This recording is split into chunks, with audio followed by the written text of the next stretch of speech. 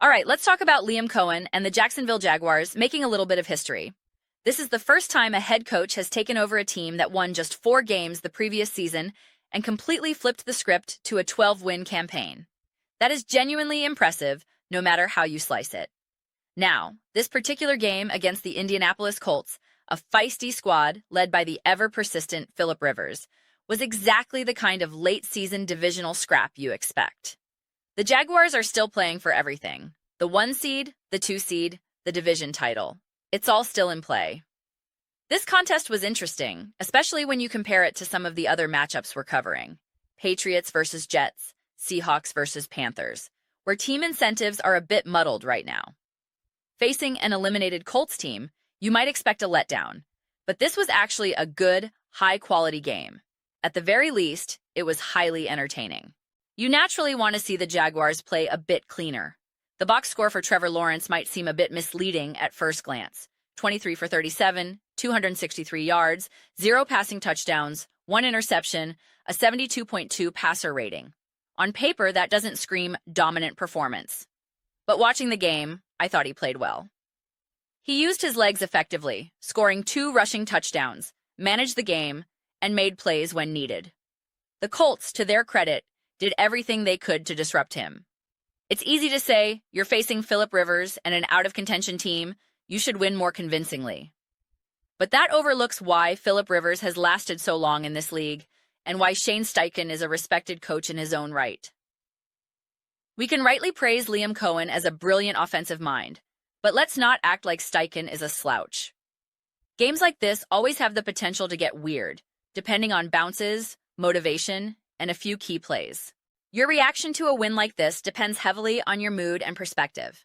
Are you in a forgiving mindset, understanding the grind of a long season and the specific challenges of a divisional opponent playing spoiler?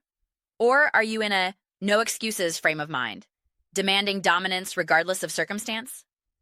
The right answer often depends on how the game actually unfolded.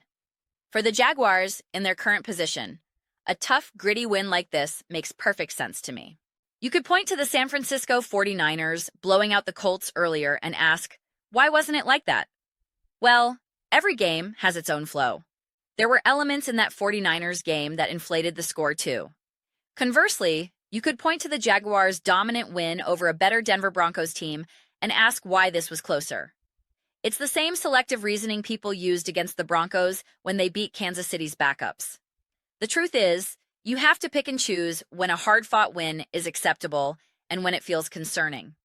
For a team playing at a high level, competing for a top seed, and winning consistently, it's harder for me to nitpick.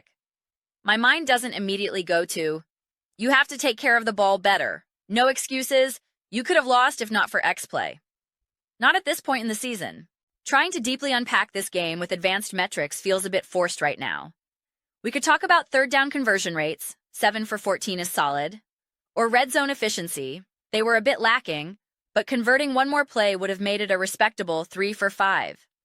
It's late in the year. It's a divisional game. One team is trying to be a spoiler. Sometimes a win is just a win, and it is what it is. Now they face the Tennessee Titans, who are another feisty divisional opponent. I believe they were on a bit of a win streak before their recent loss to the Browns, 34-26. I'll be honest, I didn't watch that one closely. But the point stands. No game is a gimme. The Jacksonville Jaguars are 12-4. They own the tiebreaker over the New England Patriots, so the 2 seed is still attainable, and the 1 seed remains mathematically possible. The Denver Broncos play the Los Angeles Chargers, and who knows how that unfolds. Maybe Jim Harbaugh decides to rest Justin Herbert, who's taken a beating. Maybe they're content with their seeding. Even if they play backups like Trey Lance, anything can happen. The Patriots face the Miami Dolphins, and that game has weird written all over it, especially with how the Dolphins have been playing. Even the division is still technically up for grabs with Houston in the mix. It's a bizarre, wide-open situation. Everything seems straightforward on a seeding chart, but the reality feels much more chaotic. I would have said the Dolphins were clearly going to lose to Tampa Bay, and they didn't. I would have thought Pittsburgh would beat Cleveland, and they didn't. Things are getting strange. You saw it in this Jaguars-Colts game. It was absolutely a losable game. Denver could feel that way against the Chargers, and vice versa. New England could feel that way against Miami. Everything is up in the air. Honestly, when I think about the playoff picture right now, it reminds me of ripping up a bunch of prediction papers and throwing the pieces into the air. That's what it feels like. Any concrete prediction seems meaningless. We're in a genuinely crazy spot where everything seems possible, yet somehow also feels just out of reach. If you're a Jaguars fan, you might think, New England won't lose, or can we really get the 1 seed? And the answer is, yes, you absolutely can. So, we're all going to have to tune in next week. We're going to have to watch a lot of games that, on paper, shouldn't be competitive. And I guarantee some of them will be, with bizarre, cascading consequences. Football gets weird when a team with nothing to lose says, why not? 4th and 10 from our own 12? Let's go for it. Let's go for 2. Fake punts all day. Things can get supremely weird, and the consequences will be massive. I saw a staggering stat on a broadcast recently. I think it was during the Seahawks-Panthers game. Roughly 50% of teams that secure the number 1 seed advance to the Super Bowl. 50%. That's a monumental advantage. For wildcard teams, that number plummets to around 3%. The stakes for these final seeding battles couldn't be higher. We will see how it all shakes out. But those are my thoughts. I'd absolutely love to hear yours.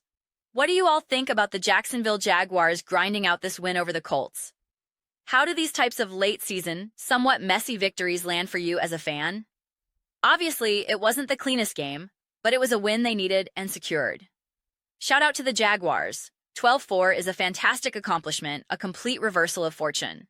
They're playing for the 1 seed, the 2 seed, the division. It's all there. Let me know what you think in the comments below. I read every single one.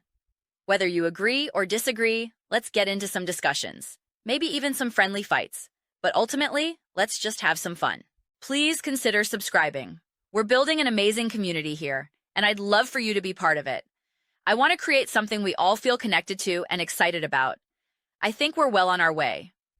Don't forget to give this video a thumbs up, as it really helps with visibility and the algorithm. Thank you so much. I'll see you next time.